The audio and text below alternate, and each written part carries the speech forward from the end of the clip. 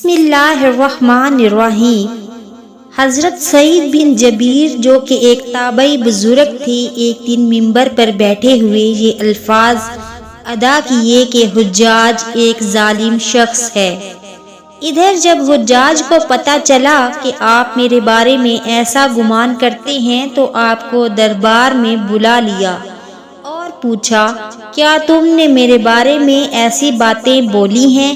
تو آپ نے فرمایا، ہاں بالکل، تو ایک ظالم شخص ہے۔ یہ سن کر حجاج کا رنگ غصے سے سرخ ہو گیا اور آپ کے قتل کے احکامات جاری کر دیے۔ جب آپ کو قتل کے لیے دربار سے باہر لے کر جانے لگے تو آپ مسکرا دیے۔ حجاج کو ناگوار گزرا۔ اس نے پوچھا، کیوں مسکراتے ہو؟ تو آپ نے جواب دیا، تیری بے وقوفی پر اور جو اللہ تجھے ڈھیل دے رہا ہے اس پر مسکراتا ہوں۔ حجاج نے پھر حکم دیا کہ اسے میرے سامنے ذبح کر دو۔ جب خنجر گلے پر رکھا گیا تو آپ نے اپنا رخ قبلہ کی طرف کیا اور یہ جملہ فرمایا، اے اللہ، میرا چہرہ تیری طرف ہے، تیری رضا پر راضی ہوں۔ یہ حجاج نہ موت کا مالک ہے نہ زندگی کا۔ جب حجاج نے یہ سنا تو بولا، اس کا رخ قبلہ کی طرف سے پھیر دو۔ جب قبلہ سے رخ پھیرا تو آپ نے فرمایا، یا اللہ، رخ جدھر بھی ہو تو ہر جگہ موجود ہے، مشرق مغرب ہر طرف تیری حکمرانی ہے۔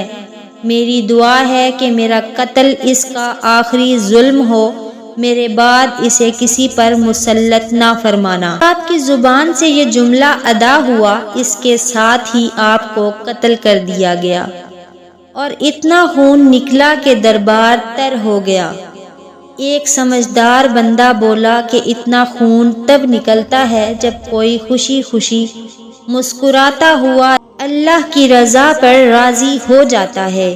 حجاج بن یوسف کے نام سے سب واقف تھے۔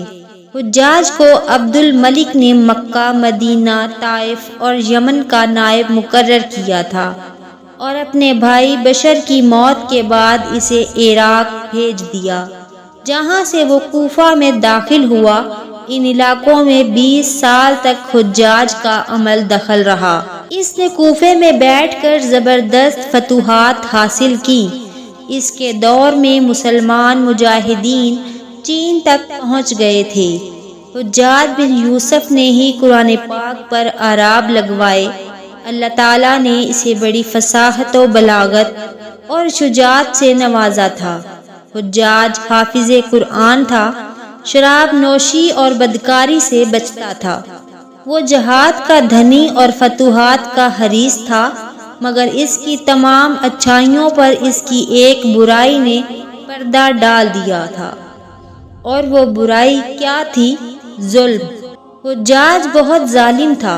اس نے اپنی زندگی میں ایک خون خوار درندے کا روپ دھار رکھا تھا۔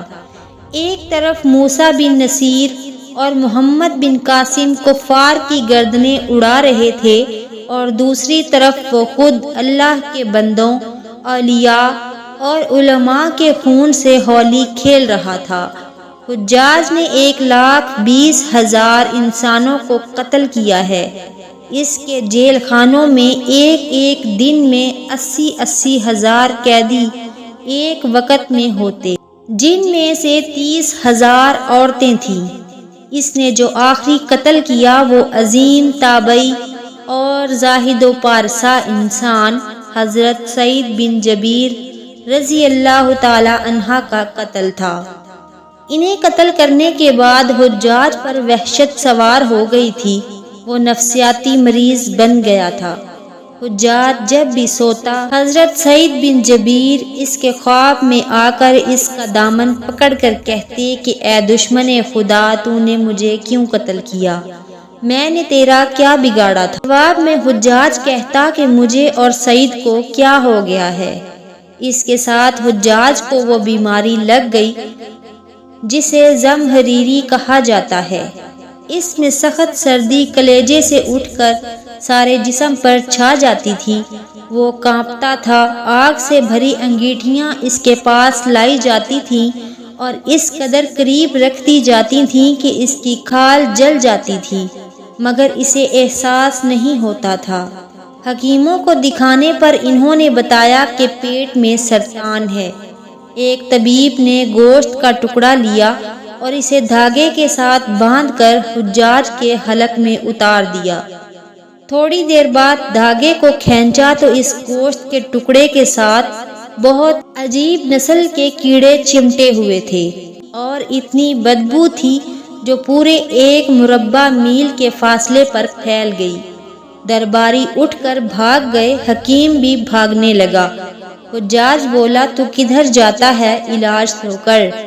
حکیم بولا، تیری بیماری زمینی نہیں آسمانی ہے، اللہ سے پناہ مانگ۔ حجاج جب مادی تدبیروں سے مایوس ہو گیا تو اس نے حضرت حسن بصری رحمت اللہ علیہ کو بلوایا اور ان سے دعا کی درخواست کی۔ وہ حجاج کی حالت دیکھ کر رو پڑے اور فرمانے لگے، میں نے تجھے منع کیا تھا کہ نیک بندوں کے ساتھ چھیڑ چھاڑ نہ کرنا، ان پر ظلم نہ کرنا، مگر تو باز نہ آیا۔ آج حجاج عبرت کا سبب بنا ہوا تھا اور اندر باہر سے جل رہا تھا، وہ اندر سے ٹوٹ پھوٹ چکا تھا۔ حضرت سعید بن جبیر رضی اللہ تعالیٰ عنہ کی وفات کے 40 دن بعد ہی حجاج کی بھی موت ہو گئی تھی۔ جب دیکھا کہ بچنے کا امکان نہیں تو قریبی عزیزوں کو بلایا جو بڑی کراہت کے ساتھ حجاج کے پاس آئے۔